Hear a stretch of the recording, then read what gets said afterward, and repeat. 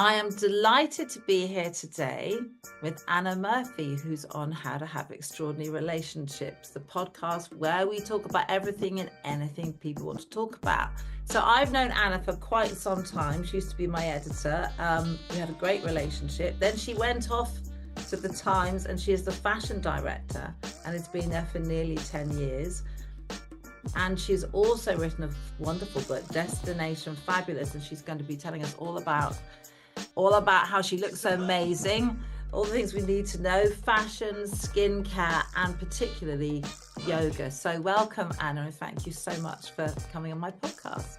Thank you for inviting me, Lucy. So let's start with, when we were talking about this, you said actually you really wanted to talk about yoga, but also about our relationship that we have with ourselves and our bodies. So I'm wondering if that's a good place to start, how you got into yoga and what you feel about it.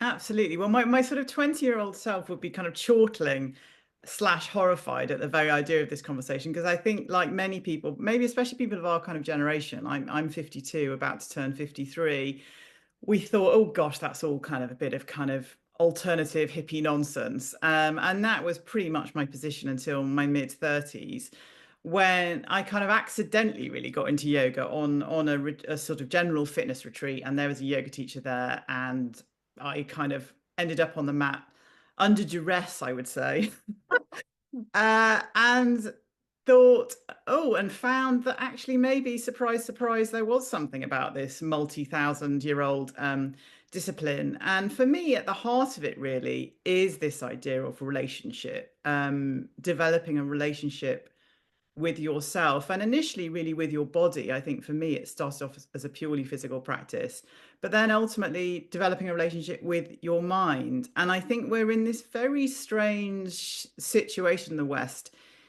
If I look at the way my own experience of education, for example, was almost, I was educated out of listening to my body. You know, I was quite a sort of swotty kind of student. So I would hack on through, I would do my hours of kind of A-level study or my degree study or whatever. And I would actually zone out the fact that, you know, my hips were hurting. I'd been sitting down too long. I was tired. I felt stuck. My body wasn't moving. Yeah, I was actually educated out of a mind body connection in a way. And one of the many gifts that yoga has given me is to educate myself back into that, which is not to say that I am fully there. I'm still as capable of ignoring my body as everyone else, but that's really part of what it represents for me. I think that's fascinating. You're right, because we're very heady, aren't we? We get Yeah. educated to be very much in our heads, especially people of our generation. And we're not really encouraged to think about what's going on in my body. So when you started doing yoga, was it quite a shock, or were you a bit like, wow, ow, or my body I doesn't do think my initially for me, it was just another kind of exercise. It was just like going to the gym really. And I was quite resistant to the head side of it, and certainly the sort of spiritual side of it, which spiritual was kind of a dirty word for me at the time. The yoga that appealed to me was the fast-paced, more athletic yoga, and the kind of lying around yoga seemed very much like a waste of time to me. And I still love the mad athletic yoga, and indeed do a more mad and athletic yoga than ever before. Brilliantly, my favorite is this kind of yoga called rocket yoga, which was actually formulated by, wait for it, the yoga teacher to the Grateful Dead, no less. So it's taught to crazy music. It's very fast paced, but I also love the slow stuff. And I think a real window on what yoga can give you came for me during COVID, when, you know, it was a very strange time for all of us, and it was quite an anxiety filled time, and it was also a time when nothing was happening at the same time as a lot of things happening. And actually to just show up on my mat every day, and my mat always to be there, and my practice always to be there, when things were quite sort of spinny but also quite static, was amazing. And what it also made me realize, like, I'm not a natural yogi. When I started, I was incredibly inflexible. It really was not my kind of forte. You become comfortable with the idea of discomfort. So those postures that you avoid because you hate them, because they hurt and you're bad at them, if you keep on showing up for them, they're the ones that get better. And so you start to kind of almost, it sounds a bit kinky, almost kind of relish the discomfort. And that, again, is a hugely useful capacity to have in life generally, but certainly during lockdown. So what you do rocket yoga. So how many times a week do you do yoga? Well, it depends on my week because I travel a lot for work, but I try to do minimum 5 times a week. Sometimes it's four. And one of the many shifts that happened for me is I was absolutely that person. I used to call it yoga dread. Like all day, I'd think, "Oh God, I've got to do yoga. I hate yoga. Why have I got to do yoga?" And then I'd do it, and then I'd enjoy it. And now I'm actually that weirdo who gets up and thinks, "Oh, at some point today, all being well, I get to do yoga." So I have, and it's taken me a long time because, gosh, I'm resistant to change, but I have kind of rewired my head around it. And also, as I said, rewired some of my physical capabilities too. I found that, I mean, I've been doing yoga for a long time. What I found, and I do find a bit depressing, is that certain postures I could do, I can no longer do Yeah. because my body's aging. Yeah. I mean, again, I think that that is not easy and that is very counter to our culture. And in a way, it sounds facetious to say it, but and to reiterate, it's not easy. The right yoga prepares you for that as well, because I'm very much have one of those bodies, even without the aging side of it, where things come and go. You know, I'll go through a period of time when I think, finally, I've got this thing. And then for whatever reason, often I don't quite understand why, I just sort of lose it again. So yeah, I think yoga done with the right mindset prepares you for the saying goodbye to things as well as the saying hello.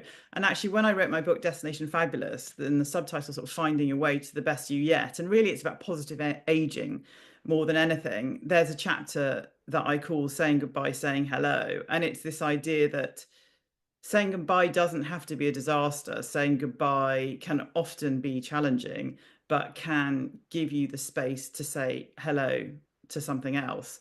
And I suppose in yoga, part of that is a kind of softness and acceptance. You know, we live in this very, very kind of hard culture in many ways, and there is that side to the yoga that a lot of people, including myself, do in the West.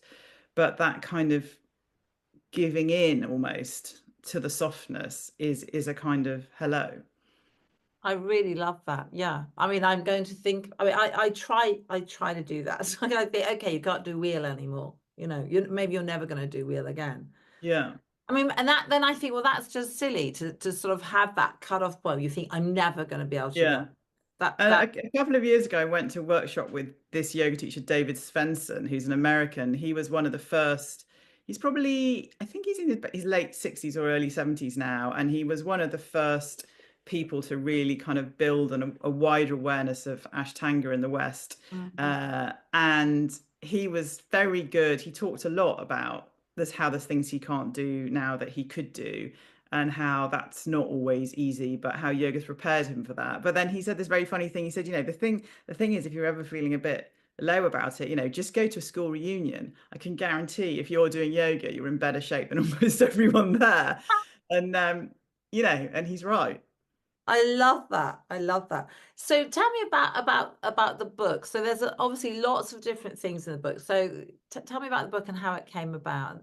Yeah, so the book really was my response to the two-dimensionality of the message around aging in the West, which is that it's to be dreaded. It's by definition a downward trajectory. You know, anti-aging. Well, firstly, it's impossible, but secondly, I think it's a, you know, it's terminology that's pretty revealing of our attitude. And I felt, firstly, being young's quite hard. You know, being young is not without its challenges. Hence the fact we've got teenagers and 20 somethings, you know, riven with anxiety. I certainly found being in my 20s quite tough. And does aging have its challenges? Absolutely, yes. But does it also have its gifts? Absolutely, yes. You know, if you show up for yourself with curiosity and compassion and patience, you just have a chance to learn a lot more who you actually are, what you actually want, what serves you. And that stuff takes time. No one knows that stuff when they're 25, or if they do, I've yet to meet them. Whereas actually at 45, 55, 65, God willing, beyond, you've got a chance to have sort of done the maths on some stuff. And also there was some kind of more practical stuff to it as well. As fashion director at the Times, I get to meet lots of incredibly stylish professionals and also lots of beauty experts. And I wanted to talk to them and put all their kind of tricks of the trade of how to kind of age your most fabulously into one place, really. So it's a sort of guidebook, if you will. So I think that's a really valid point, that when we're young, this idea that aging is difficult. Well, being young, you're right, is really difficult. I mean, I didn't It's know anything. I mean, no, I I thought mean I it's did, but I really didn't. no. And you can remember, can't you, being told by older people, oh, you don't know anything, and thinking, what nonsense, of course I do. And now you look back, and I mean, I think I only started to really work out who I was and what was going on, or what I might want to go on. I was going to say embarrassingly late, but I think it's probably not embarrassingly late, because I think most people are the same. Um, yeah, so really, really sort of it was about that. And one of the reasons the subtitle of the book is Finding Your Way to the Best You Yet is this idea of a journey, and is a reference to a book that you will have read, and I'm sure many of your listeners will have read, The Road Less Traveled by Yeah, M. Scott one of my Peck. favorite books. An amazing book, which I urge everyone who hasn't read it to read. And what he talks about is living as essentially map making, and how when we are young, by definition, we're incredibly busy making maps because we literally know nothing. And we're also being given lots of maps. Our parents are giving us maps, our teachers are giving us maps, our friends are giving us maps. And then what happens to the average person is they start to slow down, if not entirely stop their map making, and so they end up with a cartography that reflects them decades ago, and is also, quite frankly, boring because they're not changing anything up. So for me, what aging well is about new maps, not necessarily abandoning your old maps, but always recalibrating. Should I be turning left, or actually should I be going right this time? And when you think like that, apart from anything else, life just becomes so much more interesting and exciting. And you've actually got the chance to be serving yourself today. Yes, I like that. You're serving it. I like this idea of new maps. Yeah. And then also, because I'm obsessed with this idea of balance, I think very often there are contradictions wrapped up in the human condition. One is this idea of saying goodbye to say hello. There's also this idea of generalization. So I quote this neuroscientist, Daniel Levitin, in the book, and he talks about generalization being the capacity to sort of compare, draw information from comparison. It's essentially wisdom. And again, as you grow older, you just have a lot more in your kind of Rolodex, a reference which dates me even just to use it. Young listeners will be like, "What's a Rolodex?" You've got these references in your Rolodex, and the trick is to use them sort of just enough to not be stuck in the Rolodex, not be stuck in the old maps, but have it there. So you're almost switching between currentness and generalization. And if you can combine those two things, you really are it's such a superpower to do that, because so few people do. Do you have an example of that? I'm not sure if I've grasped So, exactly. for example, with relationships, let's take romantic relationships. So when you first start out in your romantic life, everyone you meet, you're sort of meeting for the first time. And actually, as you get older, if you haven't stayed in the same relationship, as I haven't, you can either keep on repeating the same mistakes, and I think many of us do, or you can start, when someone new comes along, to cross-reference them. So Yeah. you absolutely respond in the moment to that person and make new maps around that person. But you also think, hang on a minute, is there something about this that actually I did 15 years ago that didn't really work out, or wasn't that healthy the last time? So you've got almost these two different reference points, the here and now, but the past as well. But you're not stuck in the past. You're just going back there, taking a look, checking if there's anything you learnt or semi-learnt last time, and applying it to today. I really like that because single people come to me because they want to meet someone, and I take them through a process called calling in the one. But the main thing is to change your pattern. So if you Mm. don't change your pattern, you just keep doing, you just keep going out with the same people, being attracted to the same. And then people say, well, how do I do that? How do I change that? And I say, well, we've put people on the moon. If we can put people on the moon, you can change your pattern. But I Mm. like this idea of making a new map. Yeah. And I think with Cross-reference. romantic relationships in particular, a mistake that a lot of people make, and I've done it myself, is they rush too quickly into something else.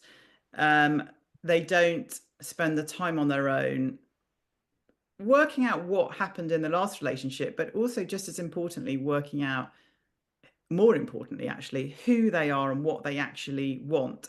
And I always say to people who talk to me about sort of singledom, I truly think to spend some time on your own as a grown up is one of the greatest gifts that you can be given. Because even if you have an incredibly, if you luck out and meet the right person at 22, when you're in a relationship, the most happy, functional relationship in the world, you're still part of something else to a degree that it's very difficult to know exactly where you start and where you end. And if for whatever reason, life throws you a curveball and you are on your own in a later decade, I think that's an incredible opportunity to find out exactly who you are and exactly what and who you want in the future. Yes, I think that's absolutely right. People get very frightened of loneliness, and I know that we're at a sort of epidemic of that. But I do encourage people to make connections. I think it's anyway, we're getting something else, but I think it's complicated to say what loneliness is, but actually just hooking up with someone else who isn't the right person for you, you can be very lonely in relationships. Absolutely. I mean, I'm sure I'm not the only one sitting here now who would say that one of the loneliest periods I've spent in my life was in a relationship. And I actually remember, and it's a very long time ago now, but I remember lying in bed with that person and just feeling so alone. And as a result, so kind of insane, to be frank, because I thought, how can I feel so alone when I'm 10 centimeters from another human being? Um, and actually, going back to that idea of extraordinary relationships, time on your own gives you the chance to build an extraordinary relationship with yourself. And when you have that, you're far better placed to build an extraordinary relationship with someone else.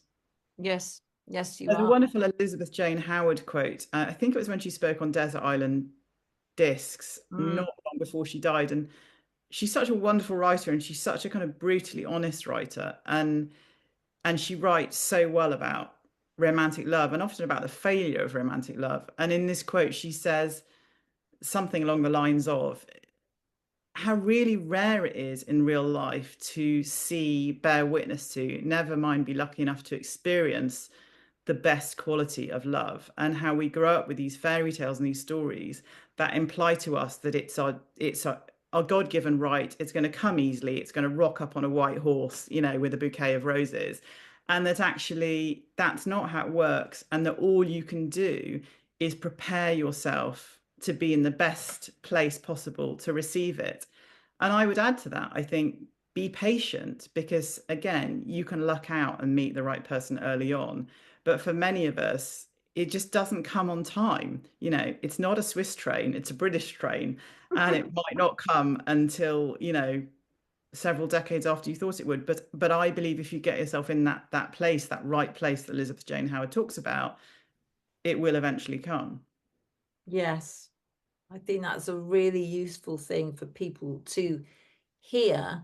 I think patience, and I talk about the fidelity to the self. I mean, we can be remarkably incurious about ourselves, but actually, you can do this when you're with someone. When you're single, it's a real opportunity to get Mm, really curious about, well, who am I?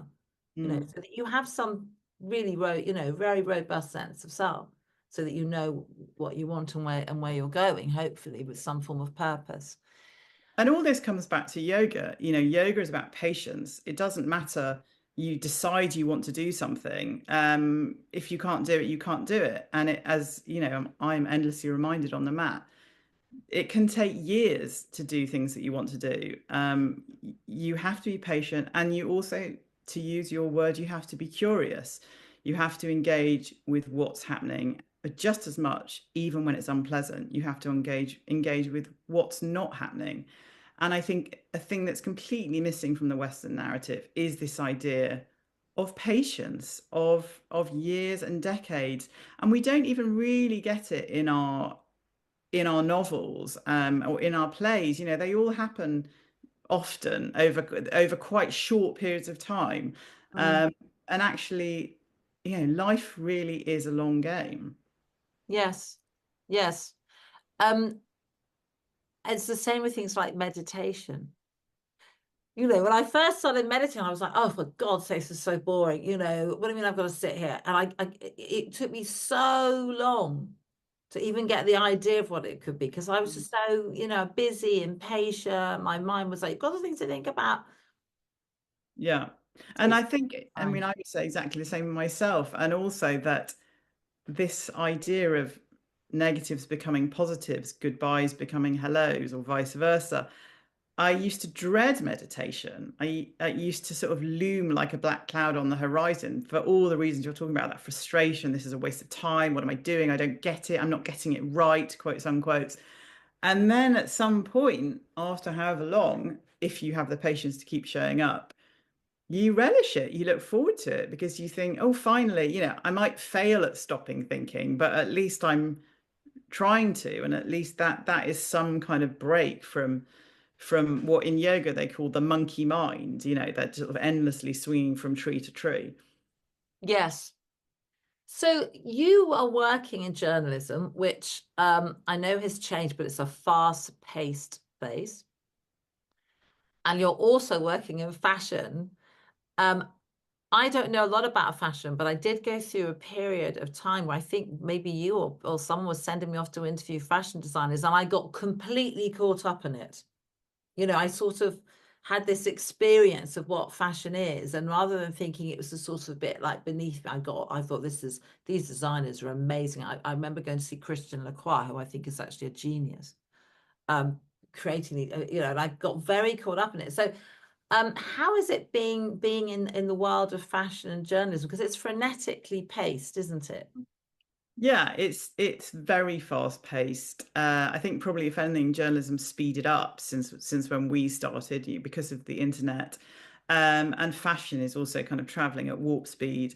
Um, yeah, so my personal challenge, or one of my personal challenges, is to engage with that and keep the groundedness and the balance that I need, not sort of spiral off. Um, I love the creativity. I love the kind of airiness, of it, but I need to kind of earth myself. And you know, yoga is one of the primary ways I do that. I mean, I think the thing about fashion, like everything else, is it's sort of a game of two halves. You can accuse it of superficiality, um, of judgmentalness, of, you know, lots of negative things, but fashion is also about creativity and self-expression. You know, Christian Lacroix being the ultimate example of that, but also about empowerment. Actually, people dismiss fashion, but the way you show up in the world, the way you're seen in the world, a huge part of that, whether you like it or not, is about what you wear. You know, Malcolm Gladwell's best-selling book Blink is called that because he said people typically make a decision about someone within the first 6 seconds that they meet them. Well, clothes are a huge part of that 6 seconds. So I feel really quite evangelical about the fact that, especially for women, you know, I think making our way in a world that is still a man's world, let's surface ourselves, let's be seen. Let's not sort of erase our femininity unless we want to, in the way that women did when they just all wore sort of black suits in the 1990s, when they were Yes, first sort of with getting near the corner office. who was the designer that did all those suits? She was Swedish, or oh God, I can't remember. They were beautiful, but they were all the same.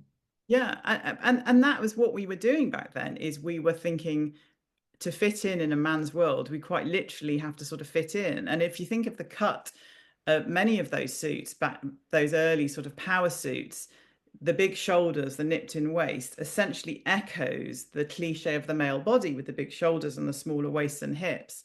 Yeah, we were literally trying to give ourselves the silhouette of a man. Um, so I think, yeah, clothing really is not just frippery. You know, there's that famous Shakespeare quote about all the world being a stage and men and women being players. You know, well, how do you tell what someone's doing on the stage? Part of the reason is through their costume.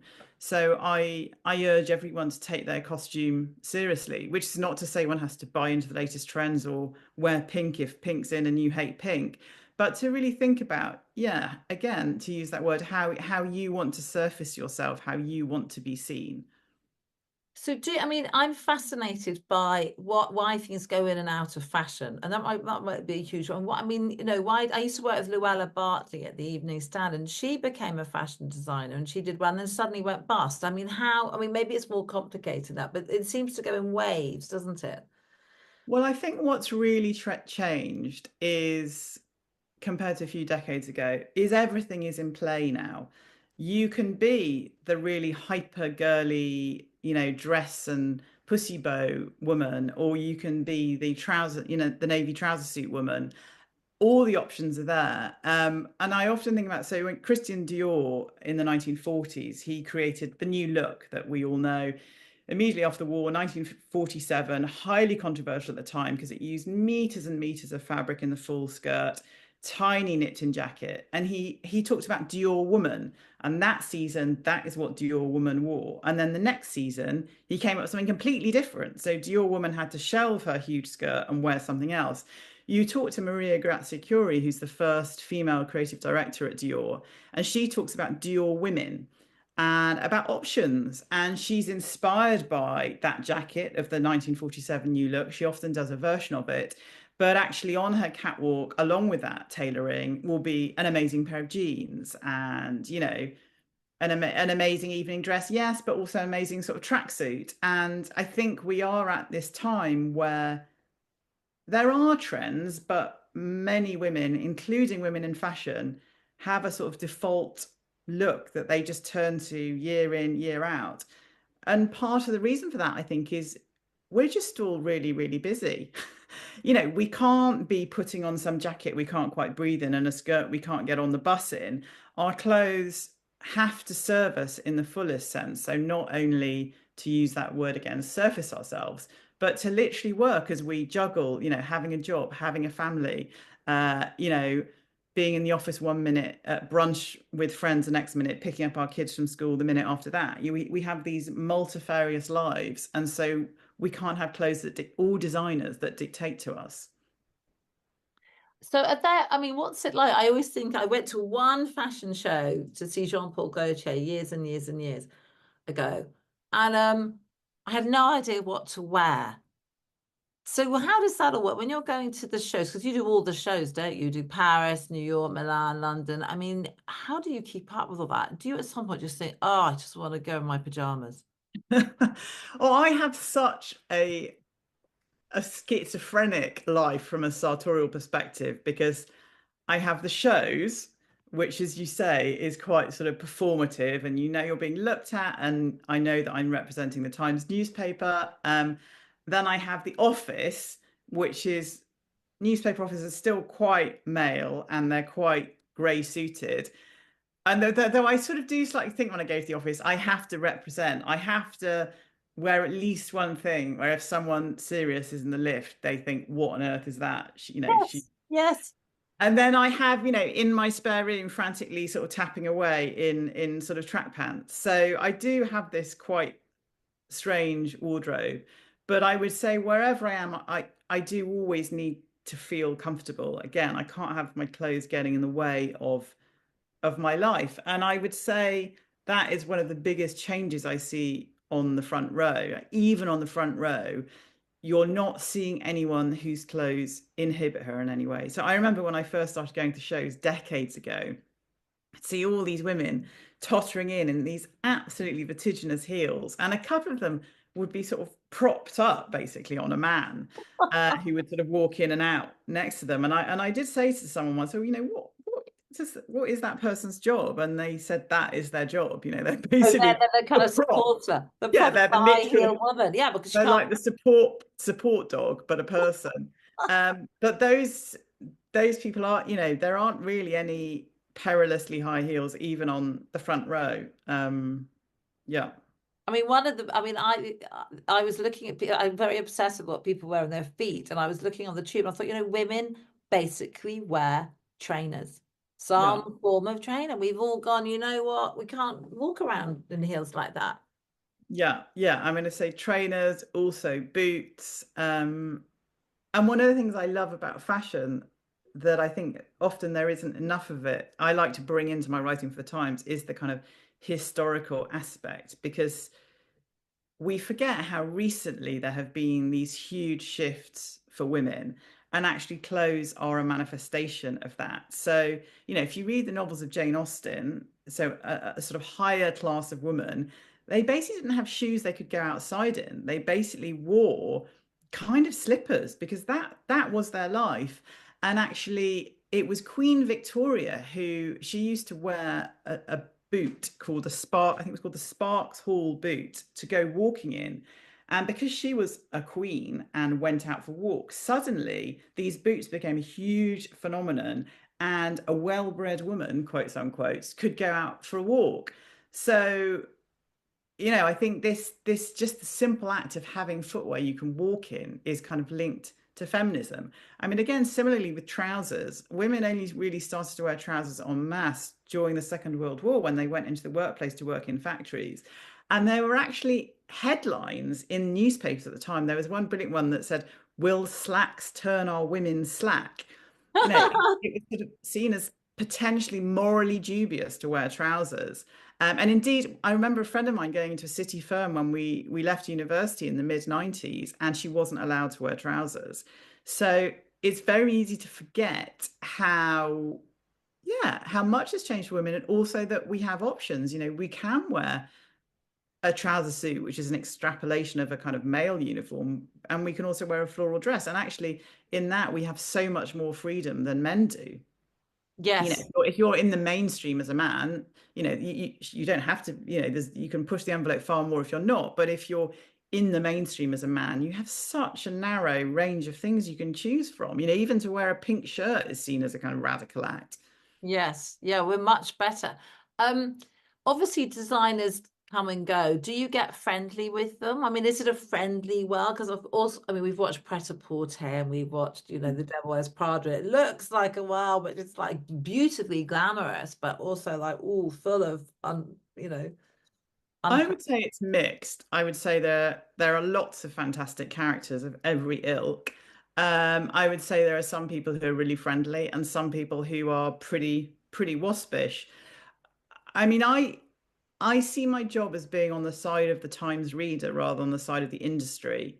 And that means for me having a certain amount of semi-detachment, both from individuals, but also, yeah, from the industry, so that I think what makes me good is that I don't hang out in that world. Many of my friends aren't in that world. So I'm looking at it, I'm thinking about what to actually wear on the train, or, what to wear in a normal office, or I try not to drink the Kool-Aid. And I always laugh. I'm a sort of slow adopter. So sometimes you'll see these kind of mad things on the catwalk, and I'm just thinking, this is ridiculous. And then the next season, you'll see some of the more adventurous members of the front row adopting whatever it is. And I'm just like, oh, for God's sake, I can't believe they're actually wearing that. And then sometimes about 6 months after that, I'll think, oh, actually, yeah, that is quite good. Quite often I'll still think it's ridiculous. But again, I think that's what makes me good, because it's about pushing the envelope just enough. I Yes. don't want to look like I've landed from another planet, and I don't think my readers do either. But I do want to, yeah, I do want to be seen. And I think for me, fashion has really gained an extra dimension as I've grown older. I think I consciously used clothes to communicate certain things when I was young. Mm. But what I'm very consciously doing now is using the way I dress to contradict these really outmoded ideas around being older equating to becoming more boring, becoming Mm. invisible. becoming staid. And actually, clothes are one of the tools you can use to kick all that stuff into touch. Yes, I think it's brilliant. I mean, where I live, um, it's country county lady sorts of clothes. There's a whole host of navy blue and coloured tweeds, and actually, that's not what I want to wear.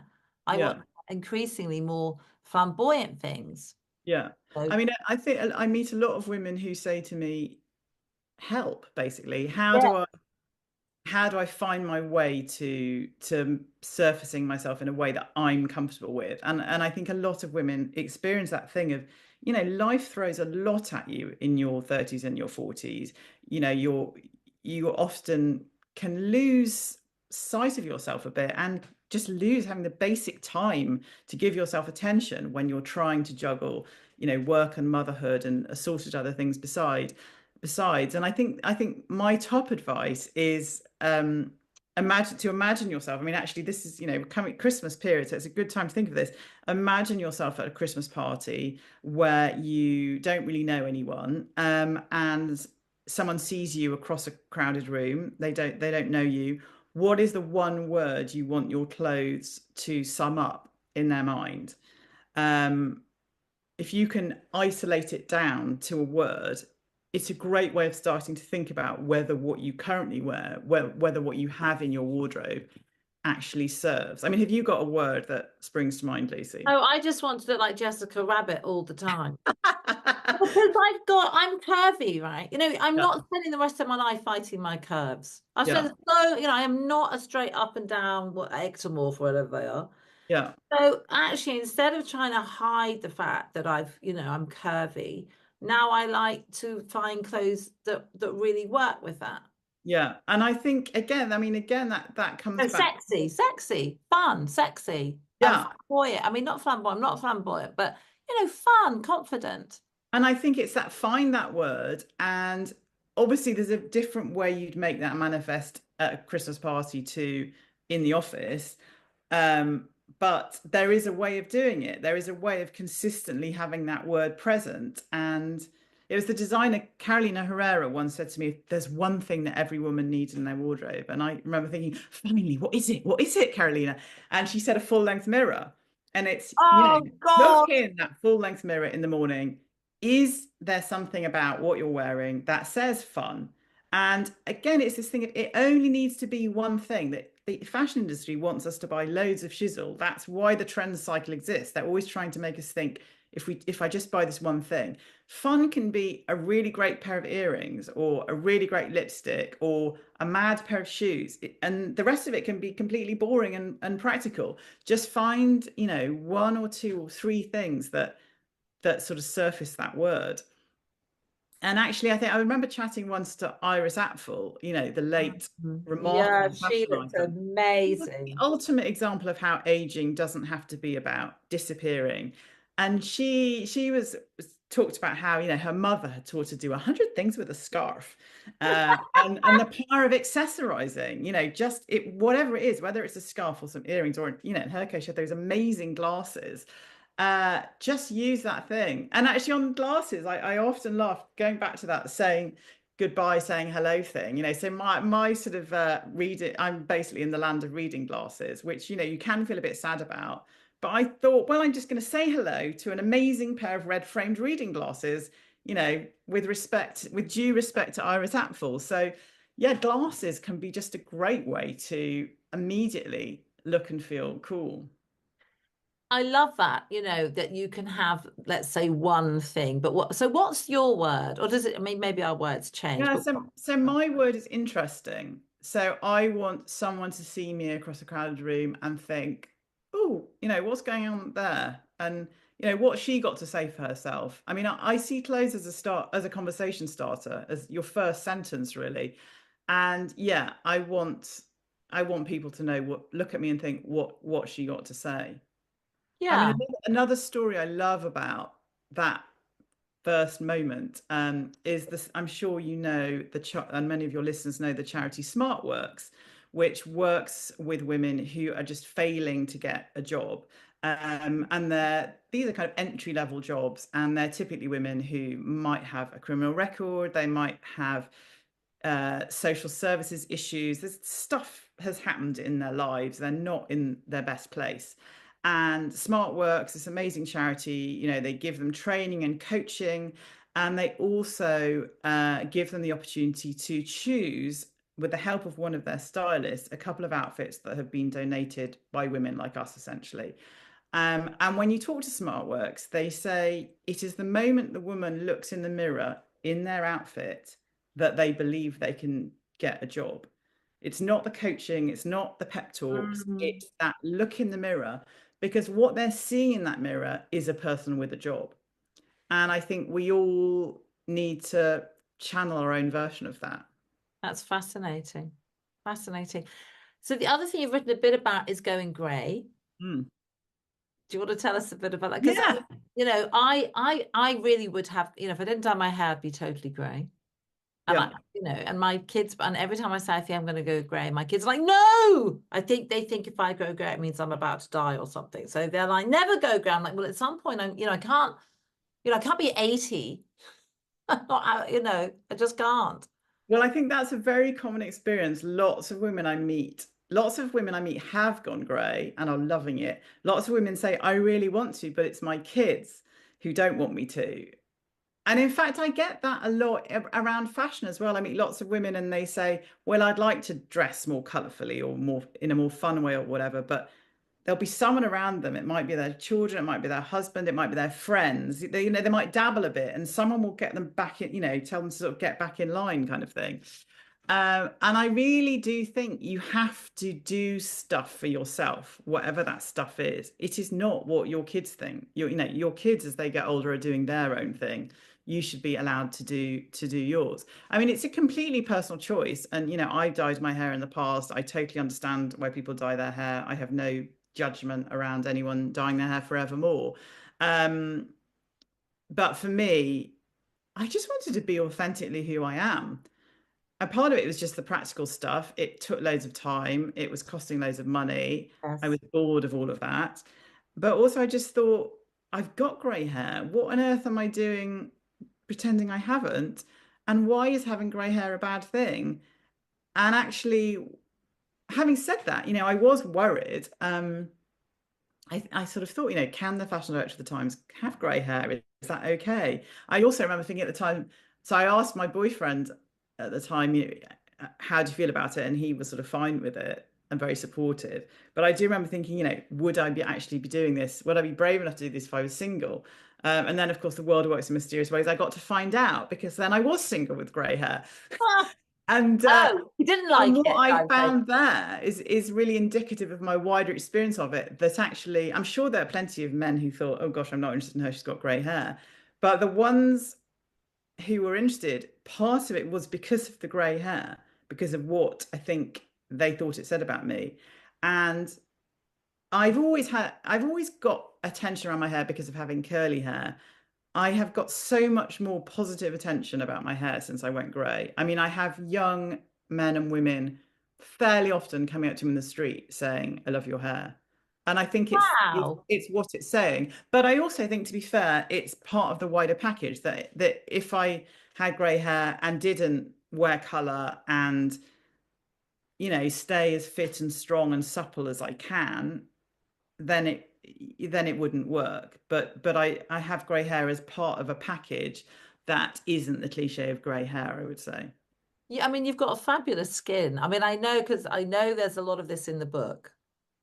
Well, the skin thing's interesting because that is another thing that since I went grey, I get more compliments on my skin than I used to. And I do, all my tips on how to have the best skin you can are in the book. But I've increasingly come to think it's as basic as the fact as my hair matches my skin. I had dark hair, so when I dyed my hair, I stayed dark. And I think that's especially hard to make work with your complexion. I think in retrospect, probably should have gone lighter. So I think there was a disconnect between my skin and my hair for a few years, and now there isn't. Now they match. So I do think that's part of why people compliment me on my skin, to be honest. Yeah. So I know this, I mean, there's lots of information in the book. So I think it's really empowering. I know writing, but I get when people sort of do all this, how to avoid getting old. irritates me, you know, and I'm like, but we are, you know, you can't avoid getting old. Mm, You mm. can't, Well, I mean, the only stop way, the clock, right? You can't avoid getting old. only one way you can avoid getting old, and it's not a very No, desirable it's not route, desirable. frankly. Yeah, exactly. So it's not about avoiding getting old. For me, it's about getting old, or whatever you want to put it, in a way that works for you. Yeah, it's about optimizing it.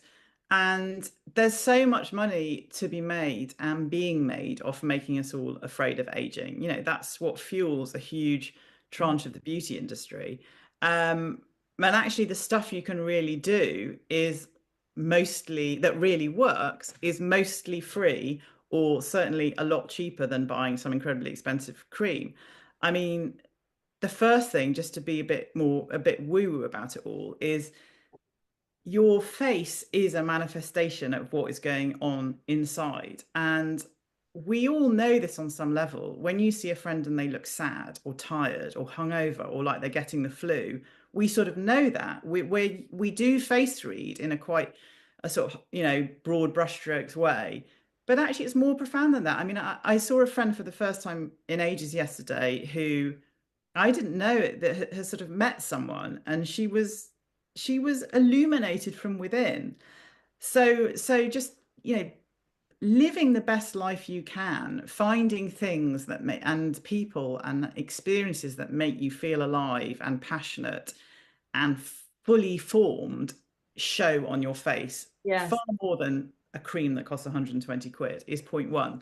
And just on that, one of the things I came across this brilliant book whilst I was researching Destination Fabulous on Chinese face reading. And in Chinese medicine, they take face reading to a much deeper level. They're not just interested in whether you've got the flu or not, but they really read very precise things off the face. And one of the things that this book talks about is this idea of peach luck. And peach luck is basically what babies have. It's that squidgy light that a baby has. And life can knock the peach luck out of you. You know, you can lose your mojo, but you can actually gain peach luck. You can gain it back. And in some ways, I think those later decades when we are perhaps not quite as burdened and have found ourselves a bit more is a great opportunity to do that. And in the book, it gives this brilliant example. It has a picture of Eleanor Roosevelt when she's a slightly sort of nerdy looking teenager. And then it has a picture of her many decades later when she's Eleanor Roosevelt, wife of the leader of the Western world. And she's gone from being this very mousy sort of figure to this woman who is just alive and alight. You know, she still is the same, palpably the same woman, but she's essentially sort of grown her peach luck. So top line, peach luck. And Mm. then alongside that, there are practical things you can do. I mean, I'm a huge fan of face massage because essentially the most important thing you can do is get blood to your face, which brings oxygen and nutrients, Mm. and then the old blood takes away toxins. So all the details are in the book, but I recommend a beauty restorer, which is a jade tool called a gua sha that you buy from a Yes. British brand called the Hiyu Method, and you essentially just massage your face to get blood to your face using face oils, which I was thought for years, oh, I don't want to use a face oil. I've got enough face oil of my own, thanks very much. But actually, a face oil, they're so much better than creams because the molecules are small enough to actually sink in and nourish the skin. So the cream is more a barrier that you use in the day to Yeah, keep yeah, your skin yeah, yeah. hydrated, but to actually feed your skin, it's face oils. And the brand that I recommend for that, having tested pretty much everything, is another small British brand called Alexandra Sovril. Yes. All this is in the book. It's also actually in an article that's in Vogue if you want to go there. Thank you so much. We could talk for hours. It's absolutely fascinating. My pleasure. Well, thank you for giving me the opportunity to spout off. Yeah, and I love the pink and the lipstick. And again, all that is in the book. And again, if you want a quick, précis of it, there's an article in Vogue you can get online where Anna talks about her lipsticks and her clothes and her beautiful face and hair. So we can get all that. That's brilliant. Thank you so much. Thank you, Lucy. Lovely, lovely to talk to you as always.